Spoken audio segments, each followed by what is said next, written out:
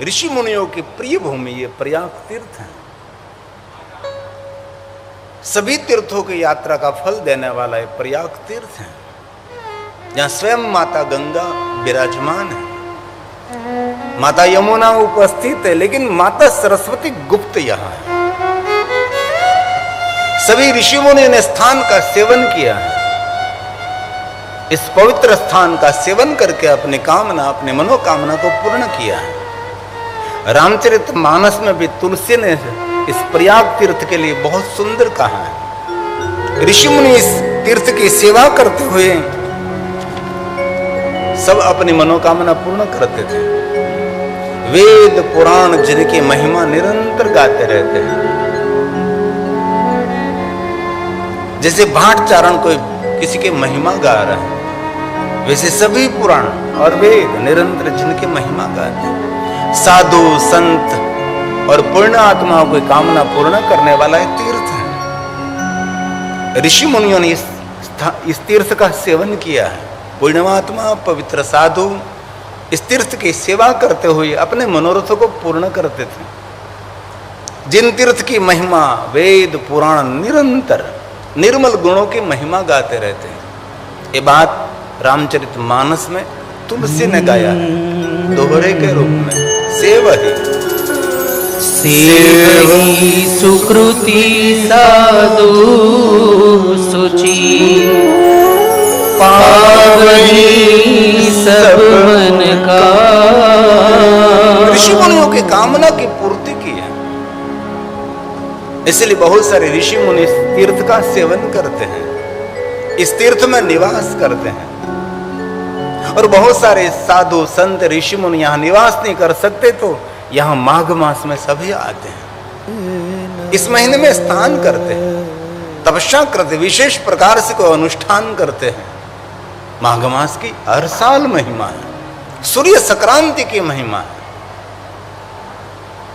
और हम सभी जानते हैं 12 साल के बाद एक यहाँ महाकुंभ रहता है और से 6 साल अर्धा कुंभ रहता है।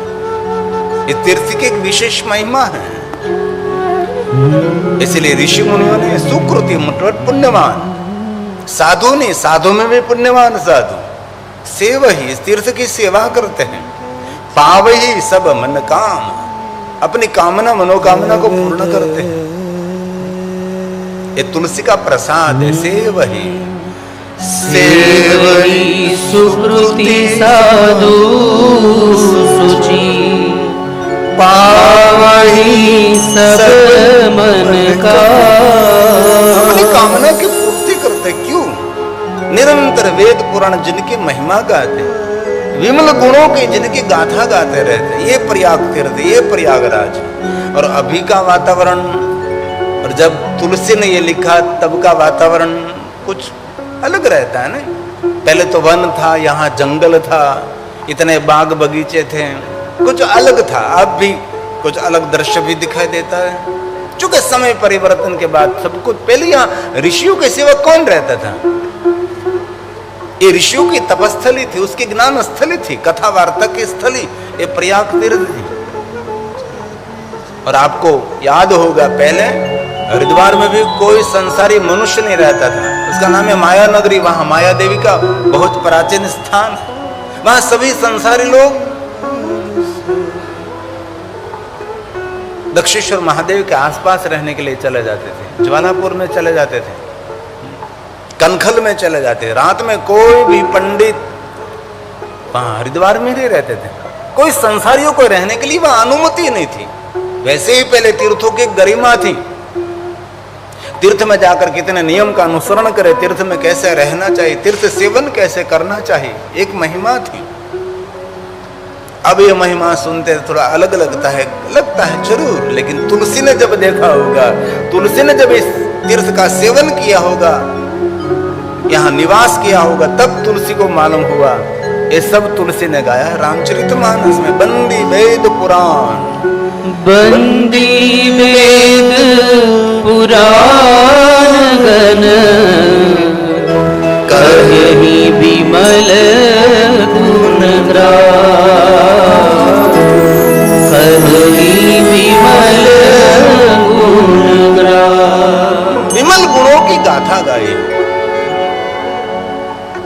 जैसे कोई कवि गा रहा है, बंदी वेद पुराण मन कहई, अपने मन लगाकर इस तीर्थ की महिमा सबने गाई।